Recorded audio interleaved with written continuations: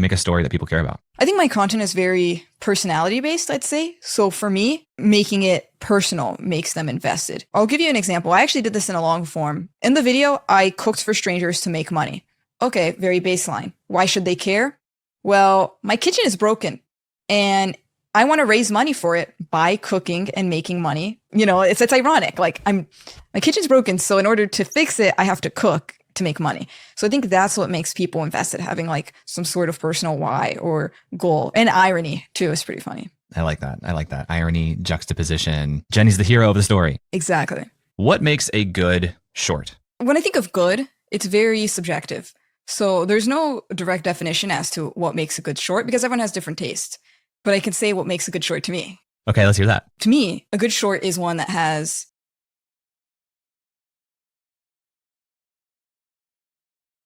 I did it. I feel like everybody has the orange color.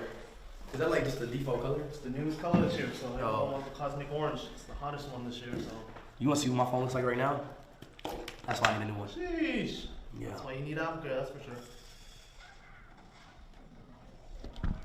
What brings you all to Portland? Huh? What brings you to Portland? I'm doing it. Alright, let's try this again. This is your phone? Yes. That's so sad for a live streamer. Okay, now tell me the specs on this one. 17 Pro Max, orange, 2 terabytes. Hey. Oh my God, Joey!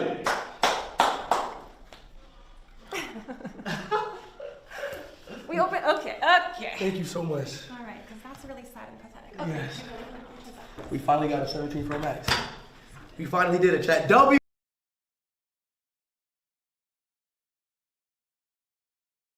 Break any joints. A little worried about breaking some parts of my body. But none of that matters because we have a very important guest in the house today. He's our number one recurring guest, and he only comes on when he has stuff to promote. So, ladies and gentlemen, introducing my brother, Jake Paul. Thank you. Got a lot of stuff to promote. Man. How you doing? Good, man. Were you Dude. drinking coffee? Yeah. Why? It's 7 p.m. The fuck? I go to sleep at like 4 a.m. What? You stay up that late before even when you're training? Bro, I fight at midnight.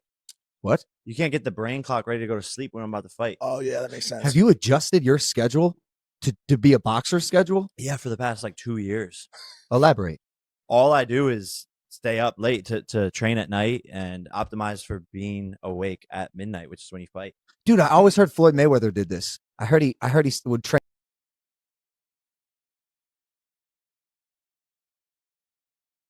If he was making money with CryptoZoo, how much he made, and if the passive yield worked.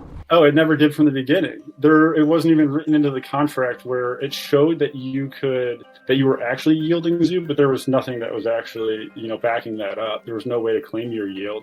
There never was. Wait. Play that again. Did you hear that? There was no way to claim your yield. There never was. Hold on. The core mechanic of CryptoZoo, that you can make money with these stupid animals, didn't even work on launch day. And still, to this day, a year later, still does not work, is what the investors are saying. Which, this is just crazy. People spent millions of dollars on these eggs. But it even gets worse because I kept talking to people and I discovered something.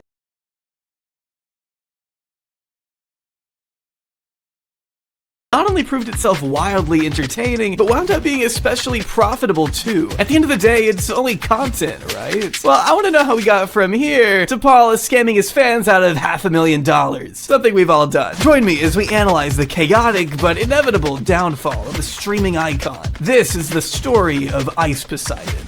Okay, all I want to do is just stream. It's not worth it because nobody understands. It makes my job so much more difficult.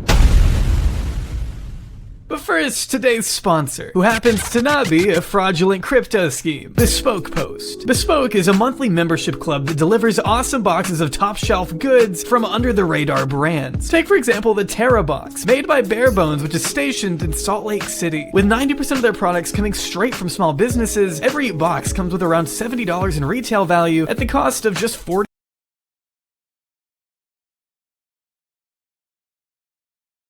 Allowed. Oh yeah. How did that come about? So look, I was just streaming. You know Mr. Beast? Yes, I do know Mr. Beast. Right, he's another YouTuber. I'm randomly streaming. He always does this. He just calls me randomly. I'm randomly streaming. I'm in Miami, Dan Orlando. He called him. He was like, yo, guess who I got her with? I'm like, who you got her with? Noah. I'm like, you know me. I love speed, you know, like I'm obsessed with speed. Right. So I was like, Noah, let's race, let's go. You know what I'm saying? But Off the rip, I mean, that's your first time. Have you ever met Noah before? Had you never ever met had Noah. Never talked to him. Never met him. Never talked to him. No, nothing. All I know is he the fastest man alive right now. Right. I'm like, no, let's race. Let's go. And I was like, where y'all at? He was like, I'm in Florida. I'm like, oh, then you know, then my heart jumped. I'm like, I'm in Florida too. Yeah, I'm in Florida too. Then he was like, I'm in Orlando. So I was like, Miami, Orlando. It's a 3-hour drive, but you know what I did? I took that drive. You hopped in the whip. Yep. Hopped in the car, took that 3-hour drive. No.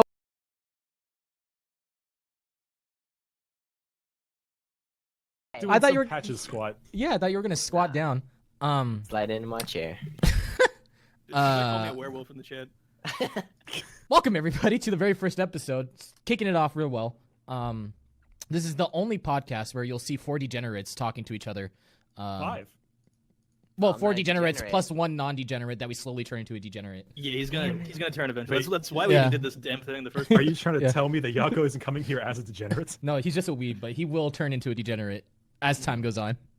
Okay. I failed you. So, the first podcast ever. That's great. We've actually talked about this for a long time, doing this podcast. Yeah. How long ago was it? Like A couple months. Like it's been a couple months. Yeah. Some time. More than a couple. It was at least like 5-6 months that we at least like had the idea of They starting. mentioned it. Right. Yeah. Yeah. I like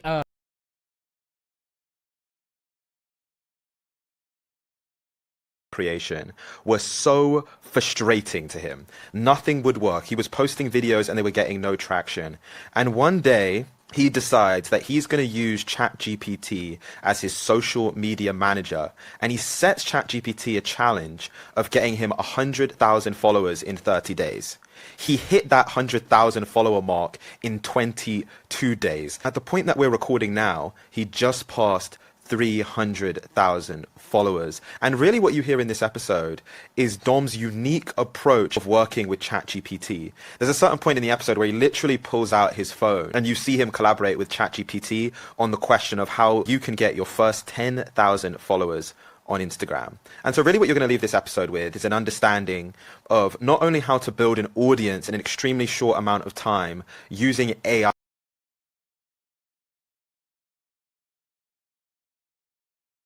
Kobe's peak, LeBron's peak, Shaq, a lot of other names. So we're going to get into a lot of those personalities. But also there was a part where from 03 to 07, he was gambling while refereeing, which ended up costing him his job and did 15 months in prison. And he wrote a book we'll talk about. Very, very interesting stories that if you're a sports fan or somebody that even is in that world, you're definitely going to be blown away by some of the stories that he has. So with that being said, Tim Donaghy, thanks for being on Valuetainment. Thanks for having me. Yeah, we had an interesting lunch earlier. Those conversations were good. So I wish some of it was recorded, but I'm sure we're going to touch up on some of the stories. So Tim, before we get into the whole story, the first question I want to know, when I go back and I called people around who went to school with you, I found a few guys that went to school with you who knew you when you were 16, 17, 18. I asked them, I said, how was he in school? You know, and they told me what they thought how you were in school. But I want to ask you, who were you in high school? If I went to high school with you, who was Tim? Definitely the class clown.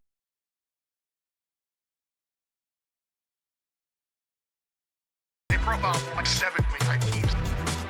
I can't wait to let 18 to 22-year-olds emotionally ruin me. I made a call, to Vegas. I said, look, we actually need a neighbor here.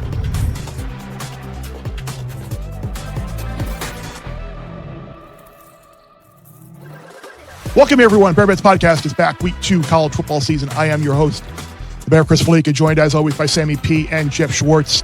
Let's get right into it. One of the things we all love to do after week 1 is overanalyze who we buying, who we selling.